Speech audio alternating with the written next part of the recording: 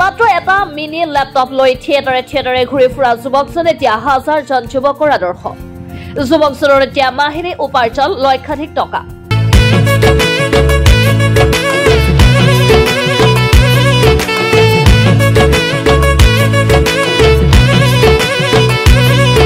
নলবাৰীৰ ঘগ্ৰাপাৰ অঞ্চলৰ চিলিং গাঁও নিবাসী যুৱকজন চন্দন শৰ্মা পিতৃৰ ওপৰত নিৰ্ভয় নকৰাকৈ নিজাববীয়াকৈ চলাই আহিছে ষ্টুডিঅ' ৰকলেণ্ড নামৰ এটা মিউজিক ষ্টুডিঅ'।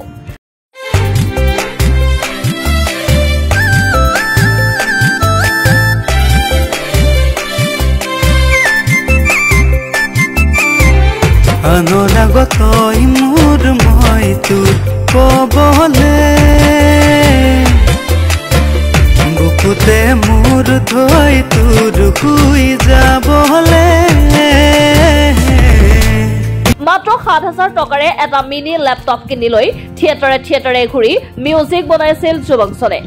পৰৱৰ্তী সময়ত থিয়েটাৰৰ জগতখন বাদ দি তেওঁ ঘগ্ৰাপাৰত এটা নিজাকৈ মিউজিক ষ্টুডিঅ' খুলিছিল। প্ৰায় ২ বছৰ পিছতে লকডাউন হোৱাত ৰুমৰ ভাড়া দিব নোৱাৰি আধাতে বন্ধ কৰি দিব লগা হৈছিল মিউজিক ষ্টুডিঅ'টো। পোনপ্ৰথমে মই ষ্টুডিঅ' হিচাপে আৰম্ভ কৰাই নাছিলোঁ।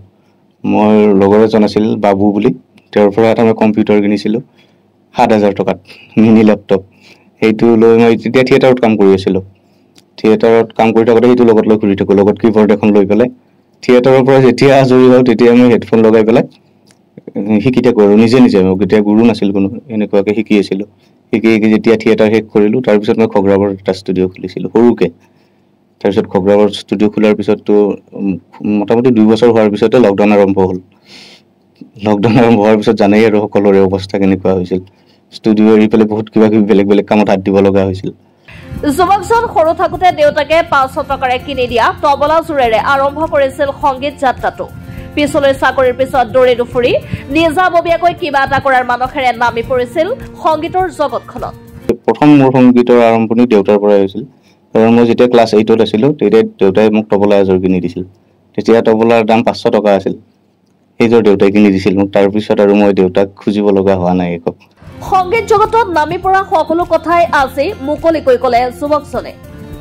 মিউজিকটো নাজানো কি, কিন্তু সৰুৰ পৰাই মই বিচৰাই নাই যে চাকৰি কৰিম কোনোবা দিনা, সেইটো কোনোদিন মই ভবা নাই। কিন্তু এনেকৈ এতিয়া মই চলি আছোঁ আৰু ঠিক ঠাক।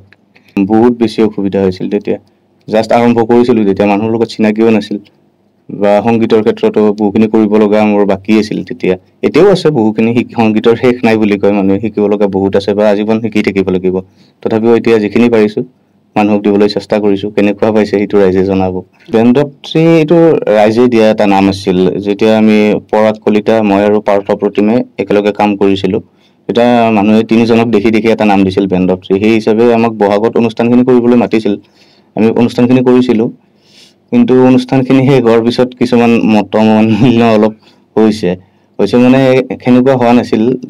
তাৰপিছত তোমালোকেও নিশ্চয় পাইছা ভিডিঅ' আমাৰ দুয়োফালৰ পৰা কিছুমান স্পষ্টীকৰণ দিয়া হৈছিল। তাতে কিছুমান কি বুলি ক'ম, মিছা কথা কিছুমানক সঁচা বুলি দেখুওৱা হৈছে ৰাইজক। ৰাইজে নাজানে সেইটো মিছা কথাটো কি সঁচা কথাটো কি। গতিকে সেইটো সেনেকৈ থাকিব দিছোঁ। মই সেইফালে আৰু আগবাঢ়া নাই। চবেই নিজৰ ঠাইত ঠিকে থাকক। প্ৰতিমে এটা স্পষ্টীকৰণ দিছিলে কিছু টকাৰ কাৰণে মনোমালিন্য হোৱা বুলি টকা দিব লাগে। সেইটো বহুত কি কাৰণে ক'লে সেইটো মোৰ আৰু পৰাগৰ কাৰণে আজিও সাঁথৰ হৈ আছে। কিন্তু সেনেকুৱা একো কথাই নাছিল। আমাতকৈ ২ গুণ পইচা তেওঁ লৈছিল। কিন্তু সেই কথাটো দি পেলাই তেওঁ ৰাইজক কি বুজাব বিচাৰিলে আমি বুজি নাপালোঁ। গতিকে মই তেওঁৰ লগত কাম কৰাৰ পৰা বৰ্তমান বিৰত আছোঁ। নলবাৰীৰ পৰা জ্যোতিষমান শৰ্মা আৰু উদীপ্ত কুমাৰৰ ৰিপৰ্ট, অসম ভইচ।